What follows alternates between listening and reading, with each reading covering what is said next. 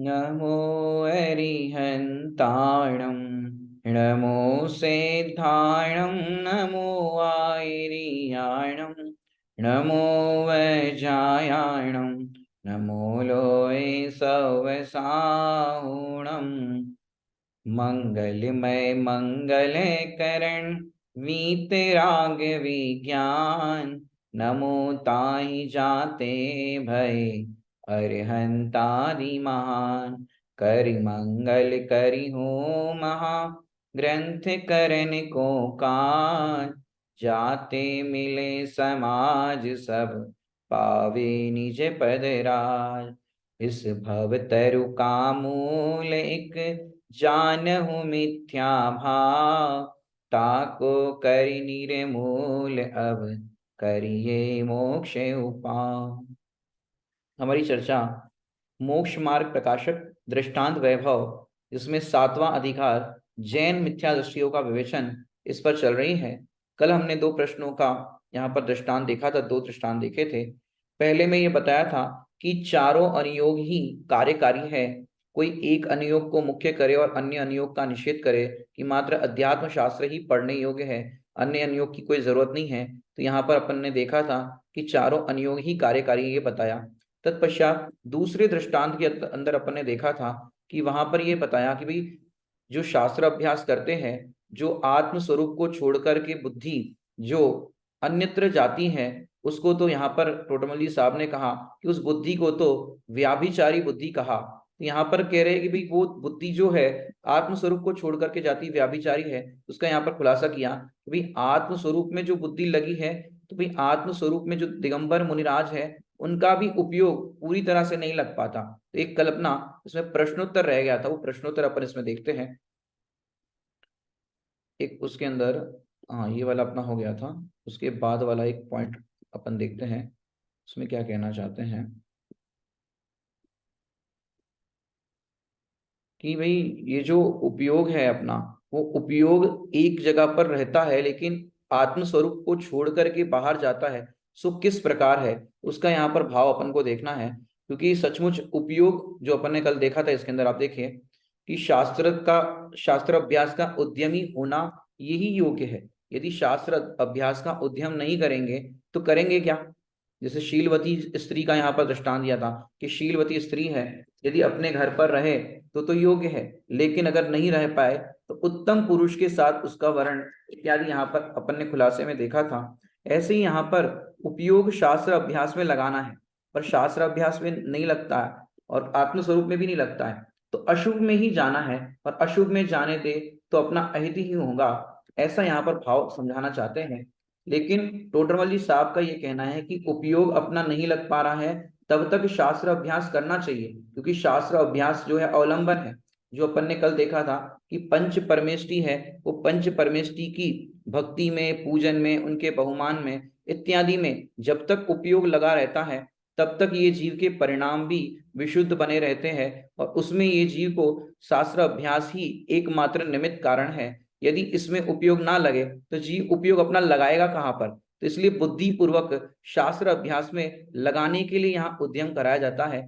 बाकी इसके अंदर कोई और प्रयोजन नहीं है, क्योंकि जब तक ये जीव शास्त्र अभ्यास में नहीं लगाता उपयोग, तो कहीं ना कहीं अन्यत्र ऐसे स्थान पर लगाता है, खोटे कार्यों में लगाता है, जिससे ये जीव का अहित ही होता है। और टोडरमली साहब चाहते हैं कि अपना हित कैसे हो वो कार्य करना चाहिए। अब अपना हित कैसे हो उसके लिए तो आप देखो, शास्त्र अभ्यास में भी चारों अनुयोग है, और उन चारों अनुयोग के अंदर जिससे अपना हित होता हो, जिससे अपने परिणामों में निर्मलता आती हो, वैसे ही कार्य करना योग्य है। और जब तक वो ना करे तब तक क्या करे, तब तक ये बुद्धि पूर्वक शास्त्र अभ्यास का उद्यम करे। और अंत में यहाँ पर जो प्रश्न दिया गया है उसको भी अपन देखते हैं। उस प्रश्न में कल अपना छूटा था प्रश्न, मैं आत्म स्वरूप ही का चिंतन निरंतर भिन्न भिन्न प्रकार से करता रहूं तो क्या दोष है।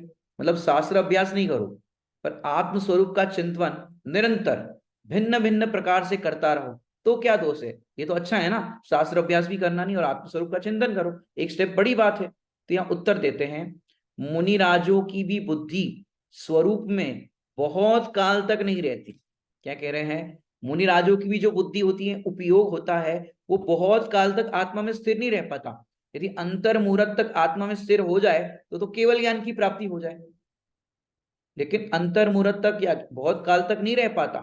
कह रहे बुद्धि स्वरूप में बहुत काल तक नहीं रहती, तो तेरी कैसे रह सकती? जब मुनिराजों की बुद्धि आत्म स्वरूप में बहुत काल तक नहीं रह सकती, आत्म स्वरूप के चिंतवन में निरंतर नहीं रह सकती, तो तेरी कहां से रह सकती? और तू जो कहता है कि मैं आत्म स्वरूप का ही चिंतन निरंतर करूं, और वो भी भिन्न भिन्न प्रकार से करता रहो, तो क्या दोष है? कह रहे कि तू कर ही नहीं पाएगा। जब मुनिराज का इतना उपयोग नहीं रहता है, तीन कषाय चौकड़ी के अभाव में, और तू कहे कि मेरा रह जाए, तो ऐसा हो ही नहीं सकता। इसलिए क्या करना? इसलिए शास्त्र अभ्यास में उपयोग लगाना ही योग्य है। उपयोग लगाना ही योग्य है शास्त्र अभ्यास में। जो अपन कहते हैं मुनिराजों के लिए, ज्ञान ध्यान सीवा नहीं दूजा कोई काज है। ज्ञान ध्यान सीवा नहीं, मुख्य तो वो अपना आत्मस्वरूप का ध्यान करते, लेकिन ध्यान में पूरी तरह से नहीं रह पाते, हर समय ध्यान नहीं हो पाता है, तो क्या करते? ज्ञान। और ज्ञान क्या है? शास्त्र है वो उसका ज्ञान का उपकरण है। तो बुद्धिपूर्वक शास्त्र आदि में उपयोग लगाते हैं। उपयोग आत्मा में नहीं रह पाए, आत्मा में उपयोग लगे या आत्मा के चिंतन में जब तक लगे तब तक उसमें लगाते, और जब ना लगे तो शास्त्र अभ्यास में ही उपयोग लगाने योग्य है। तो यहाँ पर ये समाधान दिया कि तू कहता है कि भाई शास्त्र अभ्यास क्या है, कि तेरी बुद्धि जो आत्मस्वरूप को छोड़ करके शास्त्र अभ्यास में जाती है, उसको व्याभिचारिणी कहा। लेकिन किस अपेक्षा से, वो अपन ने कल खुलासा किया था, और आज उसका प्रश्न भी बता दिया कि तू बहुत काल तक अपने आत्म स्वरूप का निरंतर भिन्न भिन्न प्रकार से चिंतन नहीं कर सकता, ना ही उसमें तू विचार बहुत तरह से कर सकता है। क्यों? क्योंकि मुनिराजों का भी उपयोग बहुत समय तक आत्म स्वरूप के चिंतन आदि में नहीं रहता, इसलिए वे भी शास्त्र अभ्यास करते हैं, इसलिए तुझे भी शास्त्र अभ्यास करना योग्य ही है। ये इसका अपन ने खुलासा देखा। अब अपन आगे की दृष्टांत की ओर बढ़ते हैं। इसमें देखिए क्या कह रहे हैं, कर्म का न जाने कैसा उदय आए, और ली गई प्रतिज्ञा भंग हो जाए तो महापाप लगता है। इसलिए जो कार्य बने वह बनो, प्रतिज्ञा क्यों करना? माने यहाँ पर शिष्य की तरफ से श्रोता की तरफ से प्रश्न खड़ा किया है, कर्म का न जाने कैसा उदय आए। इससे पहले टोडरमल साहब चर्चा कर चुके हैं, वहां पर ऐसा प्रश्न था कि तुझे कोई नियम लेने की बात कहे, प्रतिज्ञा लेने की बात कहे, तो तू कहता है कि नहीं, प्रतिज्ञा नहीं लेते, हम खाते तो नहीं है, रात्रि भोजन करते तो नहीं है, लेकिन नियम नहीं लेना है, प्रतिज्ञा नहीं लेनी है। अब क्यों नहीं लेनी है? कि नहीं नहीं, कभी मन कर गया तो, कभी कोई फ्रेंड के साथ चले गए तो, कभी शादी में चले गए तो, कहीं चले गए तो टोडरमल साहब ने इसके पहले का मैं पहले खुलासा करता हूं। इसके पहले आशा की बात की थी, आशा कि विषय सेवन में अभिलाषा मूल है। ये त्याग क्यों नहीं कर पाते? कि अंदर में इच्छा बनी हुई है कि कभी मौका पड़ गया तो, कभी पड़ गया तो विषय सेवन की अभिलाषा के कारण वो प्रतिज्ञा नहीं ले पाता कि कभी मौका पड़ गया तो, कभी मौका पड़ गया तो, इस कारण से वो ले नहीं पाता। माने ये जो प्रकरण चल रहा है, ये निश्चयाभासी की प्रक्रिया चल रही है यहाँ पर।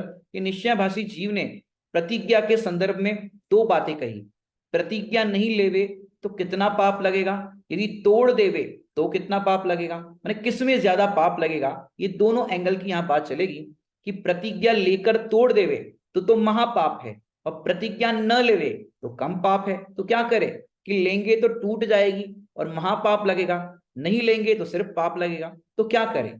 कि प्रतिज्ञा लो और टूट जाएगी तो महापाप लगेगा, ऐसा कहकर कि ये जीव प्रतिज्ञा नहीं लेता कि भाई महापाप लगेगा, प्रतिज्ञा लेने से अच्छा है तो अपन नहीं ले और अपन ऐसे ही पालते रहे। तो पंडित टोडरमल जी साहब ने इस संदर्भ में जवाब दिया है कि क्या पता भाई कैसा उदय आ जाए, माने ये श्रोता की तरफ से, क्या पता भाई कैसा उदय आ जाए, कैसी परिस्थिति बन जाए। माने इस विषय में आज तो हमें जीवन भर के लिए प्रतिज्ञा ले ली, अब हम आगे कैसे करेंगे? जैसे कोई रात्रि भोजन का त्याग जीवन भर के लिए कि हम जीवन भर रात्रि भोजन नहीं करेंगे, ठीक है भाई, अच्छी बात है, लेकिन अब जीवन भर में आगे क्या होगा, कब कैसी परिस्थिति बन जाए, कब क्या हो जाए, तो ये भविष्य का विचार कर रहा है। और भविष्य का विचार करना भी चाहिए, लेकिन भविष्य का विचार करने मात्र से तू प्रतिज्ञा ना लेवे। तो यहाँ पर इस संदर्भ में कह रहे हैं कि कर्म का उदय न जाने कैसा आ जाए और ली गई प्रतिज्ञा भंग हो जाए तो महापाप लगता है। तो ऐसा यहाँ शिष्य की तरफ से प्रश्न है। इससे पहले उसने कहा कि भाई हमारा देखो मन में भाव तो नहीं है खाने का, पीने का, रात्रि भोजन करने का, लेकिन कभी मौका पड़ गया तो, कभी कुछ हो गया तो विषय सेवन में अभिलाषा मूल है। इससे पहले उसके अभिलाषा की बात की थी, अंदर इच्छा की बात की थी, अंदर में इच्छा पड़ी हुई है, इसलिए वो त्याग नहीं कर पाता। हम कहे आलू का त्याग करो कि नहीं, ऐसे आलू तो हम खाते नहीं, हमारे घर पे भी नहीं आते आलू, कभी नहीं खाते, लेकिन कभी फ्रेंड के साथ चले गए, कभी इधर जाना पड़ा, कभी उधर जाना पड़ा, कभी शादी हो जाएगी, शादी के साथ पत्नी कैसी आएगी पता नहीं, कभी खाना पड़े एक आध बार। लेकिन पता है आपको, विशेष सेवन में जो अभिलाषा मूल कहा ना, आपने त्याग नहीं किया वो चीज का, लेकिन आप त्याग नहीं करते इस कारण से, देखो, परिणमन रूप हिंसा और अविरमन रूप हिंसा। परिणमन माने जब आप खाओगे, रात्रि भोजन करोगे, आलू प्याज खाओगे, तब पाप लगेगा, लेकिन आपका त्याग नहीं है, प्रतिज्ञा नहीं है, तो उसका पाप निरंतर लग रहा है। दिन में भी रात्रि भोजन का त्याग लग रहा है, रात को खाओगे तभी तो पाप लगेगा ही, लेकिन दिन में भी आपको रात्रि भोजन का त्याग रहा है। जब तक आपके प्रतिज्ञा नहीं है तब तक निरंतर उसका मीटर चालू है। जैसे आप ऑटो पकड़ते हो, ऑटो, मीटर वाला ऑटो, आपने बोला हमने फलानी जगह जाना है, ठीक है, उसने बोला कितने अंदाज से होंगे, बोले लगभग 100-150 रुपए होंगे, ठीक है कोई बात नहीं। अब देखो, उसके अंदर आप बैठे और ट्रैफिक जाम हो जाता है, चार रास्ते पे गाड़ी रुक जाती है, तो उसने तो गाड़ी बंद कर दी, क्योंकि उसका पेट्रोल डीजल जो भी खर्च होगा बंद कर दी, लेकिन आपका मीटर चालू है कि नहीं। बीच में आपने मॉल देखा और आपको मन हुआ कि मॉल से कुछ चीज लेनी है, आपने उसको होल्ड कर दिया और आप मॉल में से कोई चीज लेने के लिए गए। अब बताओ, मॉल में आप जब तक गए, वेटिंग में वो रिक्शा वाला खड़ा था, तो आपका मीटर चालू था कि नहीं था? चालू था। क्यों? आपका मीटर जैसे वहां चालू है, ऐसे ही प्रतिज्ञा नहीं करी है तब तक आपका पाप का मीटर चालू है। जैसे 10 लाख वनस्पतियां होती हैं, अब दिन भर में आप 10 लाख नहीं खाते हो, ना जीवन भर में खाओगे, लेकिन 10 लाख वनस्पति काय का पाप आपको लग रहा है, क्योंकि आपने प्रतिज्ञा नहीं की कि भाई हम 10 10 लीलोतरी खाएंगे, हरियाली 10 खाएंगे, सब्जी फल इतने टोटल मिला के दिन भर में 10 खाएंगे, 20 खाएंगे, 50 खाएंगे। आपने लिमिटेशन नहीं करी, किसी तरह से प्रतिज्ञा नहीं करी, तो आपको पाप लग रहा है 10 लाख वनस्पति का।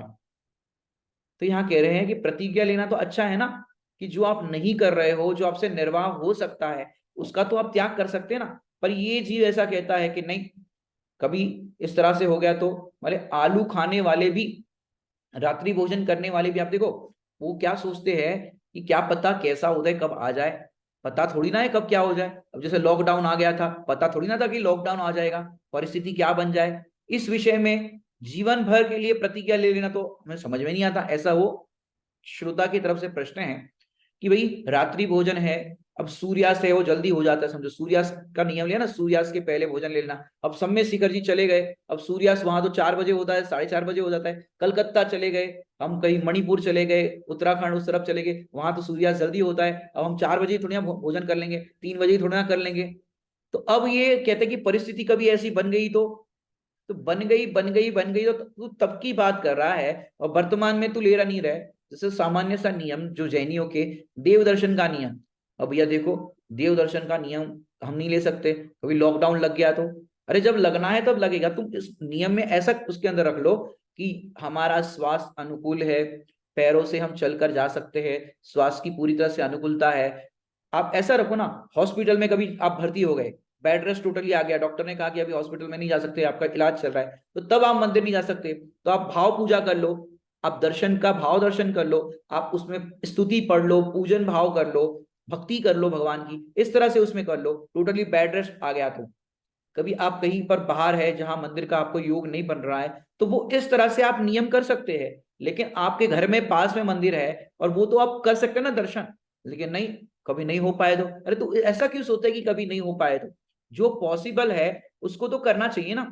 तो ऐसे हमें विचार नहीं करता है और उल्टा उल्टा विचार करता है। माने जिस, आगे देखो इसमें क्या कहना चाहते हैं। पहला यहाँ प्रश्न समझ में आया, कर्म का न जाने कैसा उदय आए, और ली गई प्रतिज्ञा भंग हो जाए तो महापाप लगता है। इसलिए जो कार्य बने वह बने, प्रतिज्ञा क्यों करना, कि जो होगा वो देखा जाएगा, कर्म अनुसार उदय होगा वैसा देखेंगे। तो यहाँ पर देखो मेन हाईलाइट किया है, प्रतिज्ञा शक्ति प्रमाण लेना चाहिए। आपकी जितनी शक्ति है, जितनी सामर्थ्य है, उतनी प्रतिज्ञा नियम लेना चाहिए। पद्म पुराणकार जी रविशेन आचार्य पद्म पुराण में कहते हैं, जिनके जीवन में मोक्ष मार्ग के काज हेतु एको नियम नाही, उसके जीवन को सहस्त्र बार धिक्कार। जैनी है और उसके जीवन में एक भी नियम नहीं है, ये तुम्हारे कोई नियम, भाई हमारा तो कोई नियम नहीं है, प्रतिज्ञा नहीं है, टूट जाती है, कोई भी नियम नहीं है। जहर नहीं खाने का तो नियम है कि नहीं, कि हम जहर नहीं खाएंगे, कि नहीं कभी नियम टूट गया तो, अरे टूट गया तो मर जाओगे वैसे ही, लेकिन नियम होगा तो, अरे मेरा जहर नहीं खाने का नियम है, जहर मतलब खाना नहीं चाहिए, ये नियम है हमारा, क्यों जहर खाएंगे तो मर जाएंगे, तो वो नियम तो अच्छा है ना। ऐसे ये पाप की चीजें, अभक्ष की चीजें, बाजार की चीजें, ये सब चीजें जो है बाजार की, ये सब मोमोज खाते हैं, फिर क्या बोलते हैं, ये आजकल एक म्योनीस आता है, एक बच्चा बता रहा था म्योनीस, वो म्योनीस कैसे बनता है पता है आपको, अंडे में से बनता है, अंडे में से वो म्योनीस बनाते, पता नहीं लोग लोग क्या क्या खाते रहते हैं, ये सब नूडल्स और ये सब क्या बोलते हैं। तो इस तरह की सारी चीजें, अब देखो लॉकडाउन में सब बंद था और फिर भी नियम नहीं किया था, तो आपको पूरे लॉकडाउन में पाप लगा बाजार की चीजों का, बाजार का खाने का तो योग बना नहीं आपका, लेकिन बाजार की चीजें आप रोज नहीं खा रहे हो, फिर भी उसका पाप लग रहा है। रात्रि भोजन का माने जिस भी चीज की आपकी प्रतिज्ञा नहीं है, तो आपको कंटिन्यूस उसका पाप लग रहा है, निरंतर पाप लग रहा है। तो क्या कह रहे हैं, प्रतिज्ञा शक्ति प्रमाण लेना चाहिए, और नहीं लेते हो तो आपको उसका फिर पाप भी लगता है। माने आप कैसी प्रतिज्ञा ले जिसका निर्वाह हो सके, निर्वाह ना हो वो प्रतिज्ञा मत ले। जैसे यहां पर देखो आगे क्या कहते हैं, पहले दृष्टांत अपन समझते हैं, उसके बाद अपन आगे बढ़ते हैं। जैसे अपने को पचता जाने उतना भोजन करे, क्या कह रहे हैं, सरल दृष्टांत है, अपने को पचता जाने उतना भोजन करे। ज्यादा भोजन करते हो क्या, ओवर ईटिंग करते हो क्या, कि जैसे किसी को बेसन नहीं पचता हो तो ज्यादा बेसन खा लेता है क्या, किसी को कोई चीज नहीं पचती है, चना नहीं पचता, कोई चीज नहीं पचती है, गैस बन जाता है, तो फिर क्या करते, ज्यादा खाते, कि अपने को पचता जाने उतना ही भोजन करे। ये तो आप फॉलो कर सकते हो कि नहीं कर सकते, पचता है उतना ही भोजन करे। कदाचित किसी को भोजन से अजीर्ण हुआ हो, किसी ने कोई चीज खाई और उसको नहीं पचा, उसको वॉमिट होने लगी, उसको फूड पॉइजन हो गया, और यदि उस भय से भोजन करना छोड़ दे तो मरण ही हो। क्या कह रहे हैं, किसी को नहीं पचा, कोई चीज खाई नहीं पची, अपन भी सोचो भैया हम भी नहीं खाएंगे, हम भी ये नहीं खाएंगे, दाल रोटी सब्जी, और उनसे पूछो क्या खाया था, कुछ नहीं दाल रोटी सब्जी चावल खाए थे, बोले फूड पॉइजन हो गया, तो अपन भी क्या करो, आज से दाल रोटी सब्जी चावल बंद, उसके भय से कि हमको भी फूड पॉइजन हो जाएगा। ऐसा करते हो क्या, अरे किसी को नहीं पचा, किसी से नहीं बन पाया, तो उसका देख करके हम थोड़ी ना ये करते हम नहीं खाएंगे, हम नहीं खाएंगे, तो ऐसा तो नहीं करते, उस संबंध में ये तो विचार नहीं करते। तो अपन उस संदर्भ में क्या विचार करते हैं, उस संदर्भ में हमें क्या सोचना चाहिए, क्योंकि जब तक हम ये प्रॉपर उस संबंधी में विचार नहीं करेंगे तब तक हमारा ये अज्ञान बना रहेगा। ऐसे ही यहाँ पर क्या कहना चाहते, जितना भोजन पच सकता है उतना भोजन करे, और किसी को उसी भोजन से अजीर्ण हुआ हो, नहीं पचा हो, तो हम स्वयं भोजन करना तो बंद नहीं करते। जो एक आपने टोटमल साहब का वाक्य सुना होगा, गधा मिश्री खाने से मर जाता है, तो मिश्री खाने से मर जाता है, तो अपन भी मिश्री नहीं खाएंगे, मतलब शक्कर नहीं खाएंगे, गुड़ नहीं खाएंगे, हाँ क्यों, अरे वो मर जाता है, लेकिन सज्जन पुरुष तो मिश्री खाना नहीं छोड़ते। ऐसा टोटमल साहब ने कहा कि किसी के साथ ऐसा अजीर्णपना हो गया तो हम तो भोजन नहीं छोड़ दे, नहीं तो छोड़ दोगे तो मरण ही होगा, ऐसा यहाँ कहने का भाव है। अब देखो उसी प्रकार अपने से निर्वाह होता जाने उतनी प्रतिज्ञा करें। देखो सीधा सरल लिखा है, अपने से निर्वाह होता जाने, कि आप उसको पालन करते उतना जाने, तो उतनी प्रतिज्ञा करे। कर सकते हो कि नहीं कर सकते, जितनी निर्वाह, ये नहीं कह रहे कि हार्ड एंड फास्ट ज्यादा नियम लो, जितना कर सकते हैं उतना ही करे, ज्यादा की बात ही नहीं है यहाँ पर। जैसे निर्वाह हो वैसी प्रतिज्ञा, निर्वाह न हो ऐसी प्रतिज्ञा नहीं। जैसे कोई कहे कि मैं हर महीने सम्मेद शिखर जी की यात्रा के लिए जाऊंगा, अब ये निर्वाह हो पाएगा, हर महीने नियम ले लिया हर महीने सम्मेद शिखर जी जाएंगे, अब तुम हर महीने कहाँ जाओगे, स्वास्थ्य अनुकूल हो नहीं हो, घर टिकट मिल रहे हो नहीं मिल रहे हो, कितने सारे उसके अंदर देखा जाते हैं, पर हर महीने नहीं कर सकता सम्मेद शिखर जी की, कोई बात नहीं। लेकिन जो आपके नगर में निकट में जो जिन मंदिर है उनके तो प्रतिदिन दर्शन कर सकते हो कि नहीं कर सकते। अब जो विदेशों में रहते हैं, जिनके मंदिर बहुत दूर है, उनकी बात नहीं कर रहे, लेकिन आपके नगरों में तो बहुत मंदिर पास पास है, ज्यादा कोई दूर नहीं है, और यदि मंदिर दूर लगे तो समझना नरक पास है। हमको होटल दूर नहीं लगता, हमको शादियां पार्टियां दूर नहीं लगती, और पंडित जी मंदिर दूर है, अब कोई ज्यादा मंदिर दूर नहीं है, जॉगिंग करने के लिए वॉकिंग करने के लिए कहीं भी घूम जाएंगे, लेकिन मंदिर के लिए पंडित जी दूर है। मंदिर दूर लगे तो समझना नरक पास है। क्या कहा, मंदिर दूर लगे तो समझना नरक पास है, और ये देव शास्त्र गुरु समीप लगे, मंदिर समीप लगे तो समझना स्वर्ग पास है, उसका विरोधी, और शुद्धात्मा समीप लगे तो समझना मोक्ष पास है। तीनों बातें समझ आई बात। तो ये अगर आपको दूर लगता है तो देखो, हम कह रहे हैं सम्य शिखर जी की रोज आप हर महीने का मत कहो, पर आप रोज मंदिर तो जा सकते हो कि नहीं जा सकते? सरल है। यहाँ ऐसे ही कह रहे हैं, अपने से निर्वाह होता जाने उतनी प्रतिज्ञा करे, ये आप कर सकते हो, बहुत इजी है। तो इतना करें, जिन मंदिर का नियम ले लो, और जिन मंदिर के नियम में भी आप समझो कि प्रतिदिन जिन मंदिर का नियम आप ले रहे हो लेकिन अशक्यता है, आप बेड रेस्ट पे हो, एकदम टोटली आप जाने के लिए असमर्थ हो, वो बात अलग है। उस चीज को छोड़ करके जब भी नियम लो तो आप वो परिस्थिति का विचार कर लो। बेड रेस्ट में हो, कभी ट्रैवल कर रहे हो, कहीं कोई ऐसी घटना घट गई, या लॉकडाउन जैसी परिस्थिति बन गई, कुछ भी ऐसी परिस्थिति आपातकालीन हो जाए, उसके लिए छूट। जब तक मेरा स्वास्थ्य अनुकूल है तब तक तो मैं अपने पैरों से जब तक जा सकता हूं तब तक मैं बुद्धिपूर्वक जिन मंदिर जाऊंगा। बस हो गया इतना, अपने से निर्वाह हो रहा है, अपने से फॉलो हो रहा है, उतनी प्रतिज्ञा करने की बात है। तो अपन ने मंदिर की बात की, ऐसी हर चीज में, क्योंकि प्रतिज्ञा लेने पर अभिप्राय रहे कि प्रयोजन पड़ने पर छोड़ दूंगा, तो ये अभिप्राय खोटा है। क्यों? वो प्रयोजन तो आज कल कभी भी आ सकता है, और तुम्हारी प्रतिज्ञा रोजाना ही टूटी हुई है, तो तुम कहाँ निभा रहे हो? माने कोई ऐसे नियम भी लेते हैं कि रात्रि भोजन का, आलू प्याज का, या कोई भी चीज का हम नियम ले रहे हैं, जब तक हम अपने घर में हैं तब तक नियम को फॉलो कर रहे हैं, घर के बाहर कदम रखा तो खा सकते हैं, घर के बाहर कदम रखा तो छूट है। तो भैया ये तुम्हारा तो हर समय छूटना ही है, क्योंकि घर के बाहर तो कदम तुम कितनी बार रखोगे? जैसे ही घर के बाहर गए, बाजार में चाट खा ली, बाजार में ये खा लिया, रात में खा लिया, कभी भी खा लिया। तो ऐसा नियम नहीं, क्योंकि तुम्हारा नियम तो टूटा हुआ ही है। तो क्या करना कि भाई, ये तुम अंदर में प्रयोजन रख रहे हो ना, कि भाई मंदिर घर से बाहर निकले तो मैं खा सकता हूं, तो मैं ये कर सकता हूं, ऐसा नियम नहीं। माने प्रयोजन पर दृष्टि इसकी उल्टी है। अभिप्राय में पड़ा है खाना।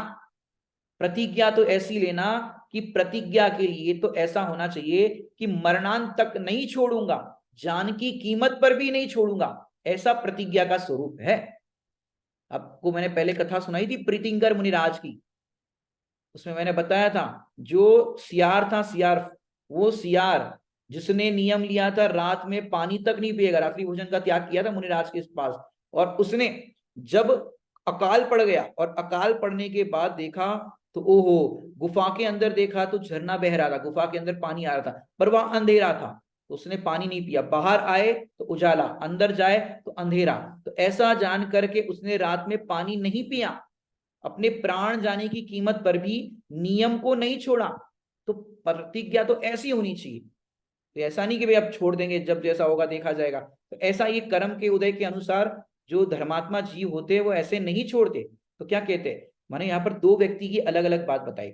मैंने दो व्यक्ति है, दोनों का अलग अलग अभिप्राय है, एक का मन प्रतिज्ञा लेने का और एक का नहीं लेने का। अब दोनों उस अनुसार उदाहरण खोजते हैं। जैसे अभी रात्रि भोजन की अपनी बात चल रही थी, रात्रि भोजन के संबंध में ऐसा विचार आता है कि आजकल तो हर कोई रात में खाता है, जिसको देखो वो रात में खाता है। और देखो, सच बताए तो आजकल शादियां पार्टियां सब रात में ही तो होती है, क्योंकि रात में तो 8-9 बजे लोग भीड़ भीड़ इकट्ठा होती है, और दिन में तो कोई पार्टियां होती नहीं, दिन में तो सब अपने अपने काम में व्यस्त होते हैं, सब रात को ही तो होता है। अब आलू प्याज तो सब खाते ही है। अरे क्या बात करें, स्वाध्याय सुनने वाले, प्रवचन में बैठने वाले भी रात में खा रहे हैं, वो भी कर रहे हैं, अपन भी करें, इसमें क्या है? तो एक जन को ऐसे उदाहरण मिलते हैं कि जो रात्रि भोजन आलू प्याज खाने वाले और उनकी तरह ही लोग दिखते हैं, तो वो ऐसे उदाहरण खोजता है। वो अच्छे संयमी जीवों के उदाहरण नहीं खोजता है कि देखो वे नहीं खा रहे, वे नहीं खा रहे, संयमी जीवों को नहीं देखता है। पर जिसको खाना है वो खाने वाले के उदाहरण खोजता है, और जिसको नहीं खाना है तो नहीं खाने वालों के उदाहरण खोजता है। अब आपकी दृष्टि किस पर है, वो आप पर निर्भर करता है कि आप किसकी खोज कर रहे हो। क्यों? जो प्रतिज्ञा ले रहा है वो व्यक्ति कितने लोग खाते हैं ये नहीं देखता, कितने लोग नहीं खाते हैं ये देखो, कितने लोग हमारे जैसे स्वाध्याय करते हैं, बाजार का नहीं खाते, रात्रि भोजन नहीं करते, कैसा उनका जीवन है, हमें भी ऐसा करना चाहिए। मैंने चोरी करने वाले को तो हर कोई चोर नजर आता है कि मैं क्या गलत कर रहा हूँ, हर कोई चोरी कर रहा है, कोई छोटी चोरी कर रहा है, कोई बड़ी चोरी कर रहा है, कोई टैक्स की चोरी कर रहा है, कोई और कुछ चोरी कर रहा है, तो चोरी करने वाले को हर कोई चोर नजर आता है। और जो धर्मात्मा है, धर्मी धर्मात्मा है, उनको वैसे जीव आदर्श बनते हैं, उनको वैसे जीव नजर आते हैं। तो ऐसा प्राय देखा जाता है। तो कह रहे हैं कि ये प्रतिज्ञा तो मैं नहीं लूंगा। क्यों? प्रतिज्ञा तो टूट जाती। देखो यहां ये सोच रहा है प्रतिज्ञा टूट जाती, बराबर।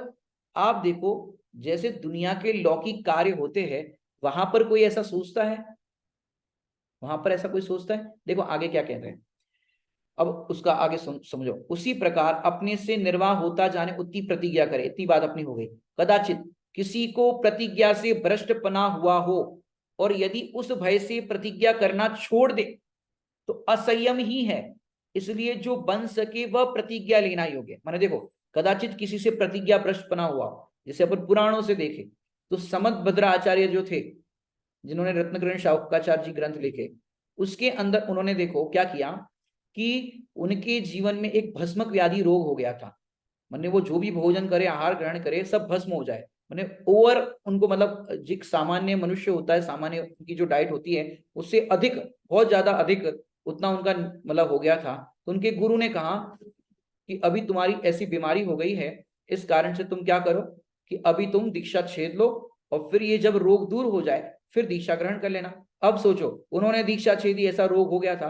अब कोई दीक्षा लेने वाला ऐसा सोचे कि कदाचित मेरे को भी ऐसा हो गया तो, मेरे को भी तो ये वाला रोग हो गया तो मैं दीक्षा लूं, और कोई ने चौका नहीं लगाया तो, है, मैं, कोई चौका नहीं लगाएगा तो, कोई ऐसा नहीं करेगा तो, अब ऐसा सोचे तो बताओ जीवन में कभी दीक्षा ले पाओगे? किसी भाव में ले पाओगे? यदि ऐसा सोचे तो बेभ्रष्ट हो गए थे तो हम हो गए तो। यदि तू ऐसे उदाहरण ग्रहण करेगा और फिर प्रतिज्ञा को छोड़ दे, पहले तो प्रतिज्ञा ही ग्रहण ना करे, पर किसी के प्रतिज्ञा लेने के बाद भ्रष्टपना उसके कर्मोदय से हो गया हो, उसकी वैसी परिस्थिति बन गई हो, लेकिन तो वो उदाहरण को देख करके सोचे कि भाई हम भी छोड़ देंगे, हम भी ऐसे कर देंगे, और प्रतिज्ञा को छोड़ दे, तो कह रहे असंयमी है। इसलिए जो बन सकी वो प्रतिज्ञा लेना। जैसे आप देखो वहां, यदि आगामी कर्म उदय के भय से प्रतिज्ञा न ली जाए तो उदय को विचारने से सर्व ही कर्तव्य का नाश हो जाएगा। देखो क्या कह रहे हैं वहां, यदि आगामी कर्म के उदय के भय से, कि आगे पता नहीं कर्म का उदय कैसा आए, इस कर्म के भय से यदि प्रतिज्ञा न ली जाए तो उदय को विचारने से सर्व ही कर्तव्य का नाश हो जाएगा। सर्व ही कर्तव्य समझ रहे हो, कि तुम जैसा विचार इस प्रतिज्ञा लेने के संदर्भ में कर रहे हो, वैसा ही विचार तुम लौकिक कार्य के लिए करो, तो हम माने कि तुम्हारा विचार बिल्कुल सही है। जैसे यहां पर कह रहे ना, सर्व ही कर्तव्य का नाश हो जाए। अब सर्व ही कर्तव्य जरा समझने लायक है। जैसे कोई कहे कि भैया हम बिजनेस नहीं करेंगे, बोले क्यों नहीं करोगे? कि हमारे पड़ोस वालों ने ये वाला बिजनेस किया था, उनको लॉस हो गया, भैया हम भी बिजनेस नहीं करेंगे, बिजनेस करेंगे तो लॉस होगा। ऐसा करते हो आप? बिजनेस, किसी को लॉस हो गया हो तो आप भी बिजनेस नहीं करोगे? भैया उनने, पड़ोसी ने शादी करी थी और शादी के 10 दिन बाद ही उसकी पत्नी मर गई, तो हम भी भैया शादी नहीं करेंगे। पता नहीं शादी की और पत्नी मर गई तो, अरे उनने शादी करी और उनकी पत्नी सारा सामान सोना चांदी लेकर के सब भाग गई, इसलिए भैया हम शादी नहीं करेंगे। ऐसा कोई दुनिया में करता है क्या? यदि तुम ऐसा भय से, जैसे प्रतिज्ञा का भय है ना, टूट गई तो, ऐसे यहाँ पर शादी टूट गई तो, ऐसे भय से कोई शादी नहीं करे, ऐसे भय से कोई बिजनेस नहीं करे, तो सर्व कर्तव्य का नाश हो जाएगा। यहाँ पर ये कह रहे कि तू यदि ऐसा विचार करता है तो हर जगह कर, तो हम माने कि तेरा विचार सही है। माने कोई ट्रेन में ट्रैवल करना हो, भाई हमको कहीं जाना है, ट्रेन में ट्रैवल करना है, अब फिर वो घर में सोचे कि मैं ट्रेन में ट्रैवल तो करूं, लेकिन बालासोर की तरह ट्रेन मेरी टकरा गई तो, जैसे 3 ट्रेन टकराई थी, वैसे मेरी ट्रेन टकरा गई तो, बोले चलो एक काम करो बस से करते हैं। अरे बस का एक्सीडेंट हो गया तो, हवाई जहाज से करते हैं। और प्लेन क्रैश हो गया तो बताओ, उसका एक भी कार्य कुछ हो सकता है? शेविंग करना हो और शेविंग करने के लिए बोला भाई शेविंग कर लो, अरे नहीं, वो एक पड़ोसी को ब्लेड लग गई थी, पूरा यहाँ पे घाव लग गया, तो मैं शेविंग नहीं करूंगा। बोलो ऐसा हो तो क्या होगा? सर्व ही कर्तव्य का नाश हो जाएगा। जैसे आप लौकिक में इस तरह से विचार नहीं करते, आप वहां पर प्रॉपर विचार करते हो, तो भाई इसमें क्यों ऐसा सोचते हो? तो इसमें भी आपको यदि उदय का विचार करना है तो सर्व ही कर्तव्य का नाश हो जाएगा। सभी तरह से आपका ये जो आप कह रहे हो वो बात इसमें सही नहीं ठहरेगी। लोक में आप देखो, अरे प्रतिज्ञा के संदर्भ में तो ऐसा है, टूट जाएगी ये विचार नहीं करना चाहिए, और यदि ऐसा कर्मोदय आए तो दृढ़ता से पालन करना चाहिए, बुद्धिपूर्वक। माने देखो, जितना एक लौकिक में इकोनॉमिक्स में आता है, जितना ज्यादा रिस्क उतना ज्यादा प्रॉफिट, है कि नहीं? बिजनेस करते तो जितना ज्यादा आप इन्वेस्ट करते हो, रिस्क लेते हो, उतना ही ज्यादा प्रॉफिट होता है, लॉस भी होता है। जितना रिस्क कवर होगा उतना ही आपको प्रॉफिट भी हो सकता है।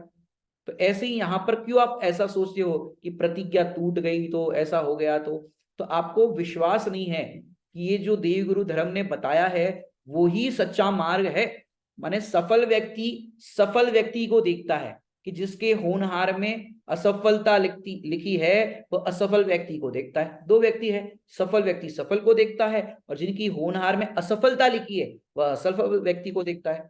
माने आप संसारी जीवों से राय लो ना तो क्या होगा, संसारी जीव कहेंगे भैया काय को मेहनत कर रहे हो, काय को धर्म में लगे हो, 6 महीना 8 समय में 608 जीव मोक्ष में जाते हैं, जाते कि नहीं जाते? 6 महीना 8 समय में 608 जीव मोक्ष में जाते हैं।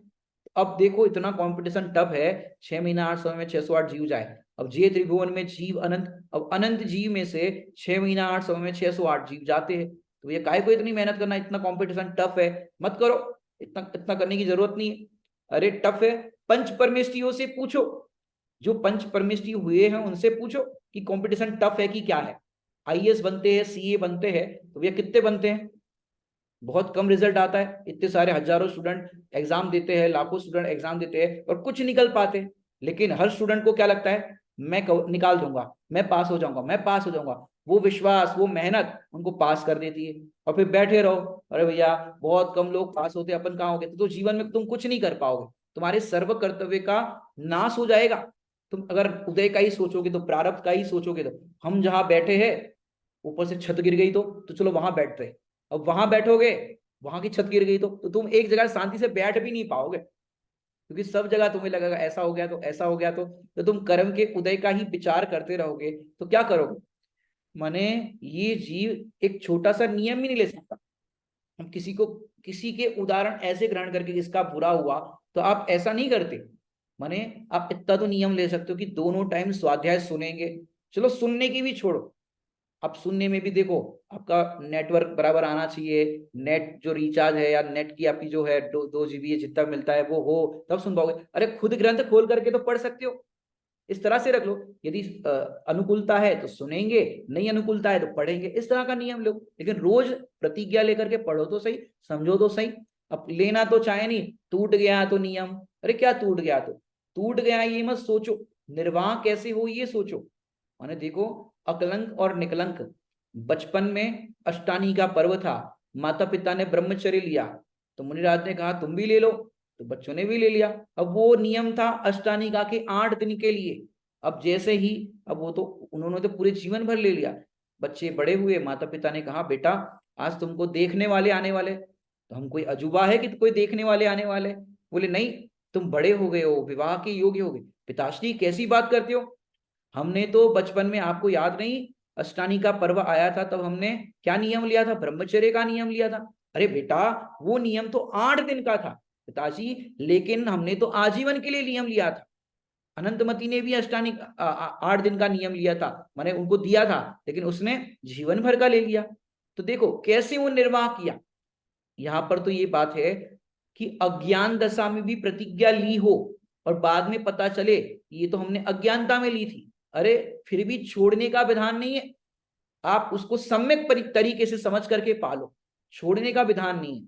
तो भाई औरों ने तो छोड़ी, जैसे समझ भद्राचार्य कि उनकी परिस्थिति क्या थी, गुरु ने कहा कि तुम्हारी ऐसी भस्मक व्याधि रोग हो गया है, इसका किस तरह से इलाज हो, तो वैसा उनने किया, बाद में फिर पुनः दीक्षा धारण कर ली।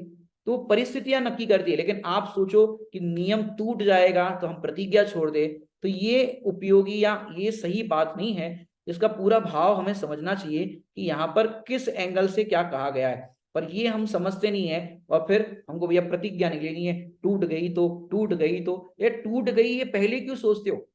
जो पहले ही ऐसा सोचते हैं टूट गई तो, जैसे लौकिक में बताया ना, शादी के संदर्भ में कोई नहीं सोचता। बड़े पंडित साहब की एक दृष्टांत और सिद्धांत, एक नवीन साहित्य उनका है, एक दृष्टांत सिद्धांत बड़े पंडित जी का, देखा है आपने दृष्टांत सिद्धांत? दृष्टांत और सिद्धांत, उसमें उन्होंने छोटे छोटे दृष्टांतों में सिद्धांत बताए। जैसे बरसात का मौसम है, भी सावन का मौसम, सावन में शादियां होती है, सावन में शादियां नहीं होती, बरसात में शादियां नहीं होती। एक हो रही थी शादी नेमी कुमार की, वो भी फेल हो गई, बरसात में शादी रखी थी फेल हो गई। अरे बरसात में शादियां नहीं होती, उन्होंने दृष्टांत दिया जैसे पंचम काल में मोक्ष होता है, पंचम काल में मोक्ष नहीं होता। तो उसमें पंडित साहब ने लिया कि जैसे बरसात में शादियां नहीं होती लेकिन शादी की चर्चा तो कर सकते हैं, शादी पक्की तो कर सकते हैं, सगाई तो कर सकते हैं, कर सकते कि नहीं कर सकते? उसी प्रकार पंचम काल में मोक्ष नहीं हो सकता, लेकिन पंचम भाव पारिणामिक भाव का निर्णय तो कर सकते हैं कि नहीं कर सकते। उसके साथ अपना ज्ञान, वर्तमान ज्ञान की पर्याय गायक का निर्णय कर ले, सगाई कर ले ज्ञान ज्ञान गायक के साथ, तो ये तो कर सकते कि नहीं पंचम काल में। अब शादी फिर आगे हो जाएगी, पर कम से कम फिक्स तो कर लो इस पंचम काल के अंदर।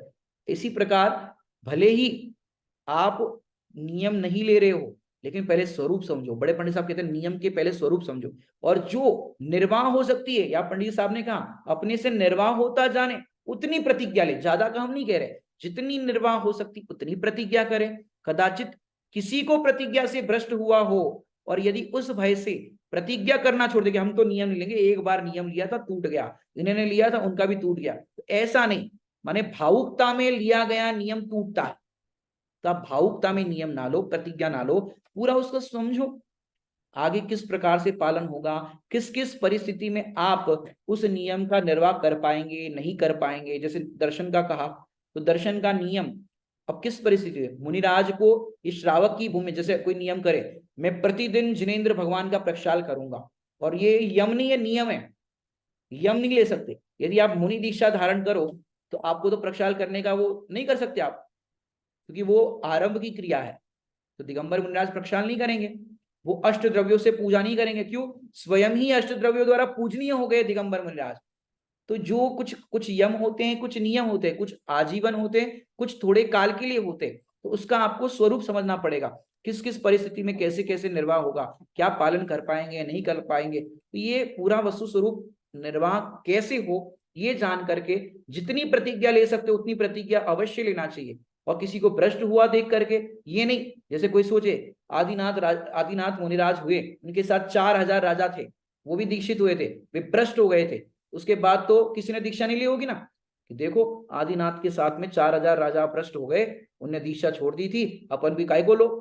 तो ऐसे तो कोई नहीं लेता, ये मोक्ष मार्ग की परिपाटी चलती ही नहीं। आदिनाथ भगवान के काल से सोचो 4000 राजा फेल हो गए थे, हालांकि फिर बाद में सम्यक समझ करके कुछ दीक्षित भी हुए, लेकिन किसी को फेल हुआ। देखो स्कूल के अंदर भी कोई किसी की विषय वस्तु की या कॉलेज में परीक्षा देते हैं किसी कॉम्पिटिटिव एग्जाम की, कोई यदि फेल हो जाता है तो ऐसा करते भैया हम पेपर नहीं देंगे, हम नहीं करेंगे, वे फेल हो गए तो हम क्या करेंगे। ऐसा लौकिक में कोई नहीं करते, किसी भी कार्य में नहीं करते।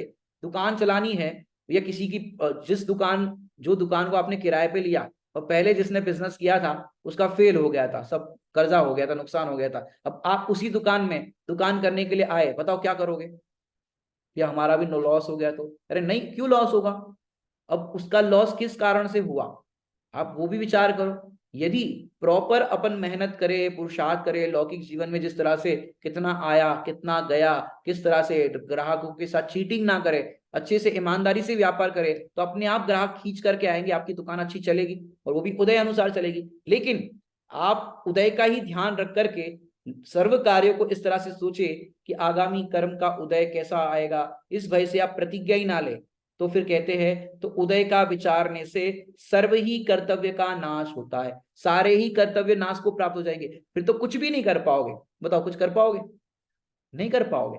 तो ये टोडरमल साहब का कहना है कि भाई आप किसी को, जो दृष्टांत में बताया, किसी को अजीर्ण हुआ जाने तो आप तो भोजन करना नहीं छोड़ते, और छोड़ दे तो मरण हो जाएगा। ऐसे ही यहाँ पर प्रतिज्ञा को किसी का छूट गई हो तो आप उसका उदाहरण देख करके ये मत करो कि हम प्रतिज्ञा नहीं लेंगे, आप प्रतिज्ञा का स्वरूप समझो, और जो कर सकते हैं इस भूमिका में, श्रावक की भूमिका में, उतना तो आपको फॉलो करना ही चाहिए, ये टोडरमल साहब का कहना है। और वो कर्म का उदय विचार करने का बात यहाँ नहीं है, आप पहले ही विचार करो कि कर्म का उदय आएगा। जैसे रात्रि भोजन का त्याग किया, सरल है। यदि हम घर पर कहीं बाहर गए हैं और घर तक नहीं पहुंच पाए तो अपने पास पानी रख करके लेके जाओ, टिफिन साथ में लेकर के जाओ, कदाचित वो भी आपकी व्यवस्था ना हो पाए, आप आ रहे हो और रास्ते में कोई अटक गए, तो बस उस दिन पानी पी लेंगे, प्रभु का नाम ले लेंगे, भोजन नहीं ले पाए लेकिन प्रभु का नाम तो ले सकते कि नहीं ले सकते, तो बस वो नाम ले लेंगे। अरे अब अपन ने अनंतों बार भोजन किया, और अनंतों बार भोजन करने पर भी क्या हुआ, ये व्यवहार का कथन है, आत्मा ने नहीं किया। जो अपन पढ़ रहे हैं, मैं समझ रहा था अब तक प्रभु भोजन से जीवन चलता है, भोजन बिन नर को में जीवन, भर पेट मनुष्य क्यों मरता है। बताओ अगर भोजन से जीवन चलता हो, मानो तो भोजन के बिना तो नरकों में पूरा जीवन चलता है, वहां एक खाने के लिए अन्न का दाना नहीं मिलता, पीने के लिए पानी की एक बूंद नहीं मिलती, फिर भी वहां जीवन चलता है कि नहीं चलता? वो जीवन जीवत्व शक्ति से चलता है, इस देह के खाने पीने से उससे नहीं चलता है। इसको तो व्यवहार प्राण कहा है। निश्चय प्राण तो अपना जीवत्व शक्ति है, और ये 10 प्राण तो व्यवहार से कहे गए हैं बाहर के। तो प्रतिज्ञा ये अपने जीवन के लिए श्रृंगार है, ये प्रतिज्ञा हमारा आभूषण है, अपने जीवन में प्रतिज्ञा है। नहीं तो देखो प्रॉब्लम क्या होती बताओ आपको, किसी के घर पर आप शाम को गए, और शाम को मैंने रात हो गई, उस टाइम पे गए, और सामने वाला आइए साहब बैठिए साहब और नाश्ता लीजिए, नाश्ता परोसा अपने को, और नाश्ते की समझो परोसने से पहले अरे नाश्ता लीजिए, अरे नहीं नहीं नहीं नहीं हमको नहीं, रात को नहीं, अभी भोजन कर लिया। क्या नियम है आपका, प्रतिज्ञा है? बोले प्रतिज्ञा तो नहीं है, नियम तो नहीं। अरे तो फिर लेना पड़ेगा। जैसे ही आपने कहा प्रतिज्ञा नहीं है, नियम नहीं है, तो क्या हुआ, लेना पड़ेगा। और आप कहो कि मेरा रात्रि भोजन का त्याग है, तो दुनिया का कोई मायका लाल नहीं है कि आपको खिला सके। प्रतिज्ञा है ना। बड़े पंडित जी कहते हैं आप प्रतिज्ञा की नियम की रक्षा करो, प्रतिज्ञा नियम आपकी रक्षा करेगा। ये नियम और प्रतिज्ञा अपना सुरक्षा कवच है, यदि आप इसका पालन करोगे तो आप बच जाओगे, नहीं तो नियम नहीं है तो फिर खा लो। कोई कोई कहते भैया हम और तो ठीक है, हमको सैंडविच खाने का राग है, हमको फलाने चीज का बाजार का राग है, हमको मोमोज का राग है, हम बाकी सब तो नहीं खाते। ये अरे ये राग भी तोड़ने लायक। क्यों? आप उसका स्वरूप समझो ना। कितने ही बच्चे आजकल मोमोज खा रहे हैं, कितने ही बच्चों के साइड इफेक्ट कितने आ रहे हैं, आंखों की रोशनी जा रही है, मोमोज खाने से किडनियां खराब हो रही है, लीवर खराब हो रहे, कितने कितने साइड इफेक्ट आ रहे हैं। तो आप स्वरूप विचार करो। जो नियम और प्रतिज्ञा के संदर्भ में दौलत राम जी ने छेडाला में लिखा है, बिन जाने ते दोष गुणन को कैसे तजिए गही। दोष को जानो और गुण को पहचानो, इसका त्याग करने से क्या फायदा है और त्याग नहीं करने से क्या नुकसान है। जब दोनों एंगल से आप विचार करोगे तो आपको स्वरूप समझ में आएगा कि सही में ये करने योग्य है या नहीं करने योग्य है। तो टोटरमली साहब ने दोनों बातें की है यहाँ श्रोता की तरफ से। पहली बात तो ये कही कि प्रतिज्ञा ये क्यों नहीं ले रहा है, कि सोच रहा है कि कभी मन कर गया तो, कभी खाने का मन चल गया तो, कभी वहां जाने का मन कर गया तो, कुछ और कर गया तो।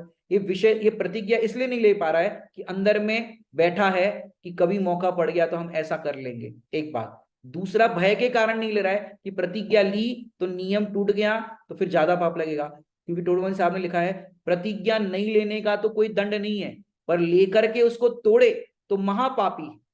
तो फिर इससे अच्छा तो अपन पाप ही नहीं करे, प्रतिज्ञा लेंगे और फिर टूट गई तो महापाप हो जाएगा। तो इसके भय से नहीं रह पड़े। लेकिन तू प्रतिज्ञा लेगा, क्योंकि प्रतिज्ञा लिए बिना परिणाम रुकते नहीं। जैसे आपने आलू का त्याग कर दिया, अब रास्ते से आप जा रहे हो, आलू का ठेले वाला, आपको मालूम है आलू का रेट क्या है आजकल, आलू का प्याज का रेट क्या है पता है? कि भाई हमारी प्रतिज्ञा है आलू प्याज खाते ही नहीं, तो हमको रेट का भी पता नहीं, कितने किलो के भाव बिक रहे हैं ये भी नहीं पता। बताओ नॉनवेज का भाव पता है? अरे जिस चीज से हमें लेना देना ही नहीं है, खाते पीते ही नहीं, हमारा काम ही नहीं है, तो आपको उसका रेट भी नहीं पता। और आलू के रेट बढ़ जाए तो कोई चिंता ही नहीं, पर टमाटर के रेट बढ़ जाए तो हाँ, टमाटर के रेट तो बढ़ गए तो चिंता होती है। जो खाते हैं उसके रेट की चिंता है, पर जो नहीं खाते उसके रेट की चिंता भी नहीं, उस बारे में सोचते भी नहीं आप। तो ऐसे कह रहे हैं यहाँ पर प्रतिज्ञा जो आप करते हो उस बारे में फिर आपको बाद में विकल्प ही नहीं होता। क्यों? प्रतिज्ञा लिए बिना परिणाम नहीं रुकते, और प्रतिज्ञा ले ली परिणाम रुक गए, उस संदर्भ में विचार भी नहीं आएगा। इसलिए यहाँ पर टुरुनी साहब कह रहे हैं कि तू कर्म के उदय के भय से प्रतिज्ञा न ली जाए, तो उदय का विचारने से सर्व ही कर्तव्य का नाश होता है। इसलिए तू विचार कर, और जैसे लौकिक जीवन में तू रिस्क लेता है और बिजनेस करता है और सारे शादी विवाह के कार्य करता है, ऐसे ही यहाँ पर भी तू उदय का विचार करके तू हटना चाहता है, यहाँ से भागना चाहता है कि प्रतिज्ञा नहीं लेनी है। तो कह रहे हैं कि ये तो सही नहीं है, इसलिए निर्वाह होता जाने उतनी प्रतिज्ञा तो अवश्य धारण करे। ये अपन ने इस दृष्टांत में देखा। आगे की दृष्टांत की चर्चा आगे करेंगे। ओम नमः सिद्धेश्वराय।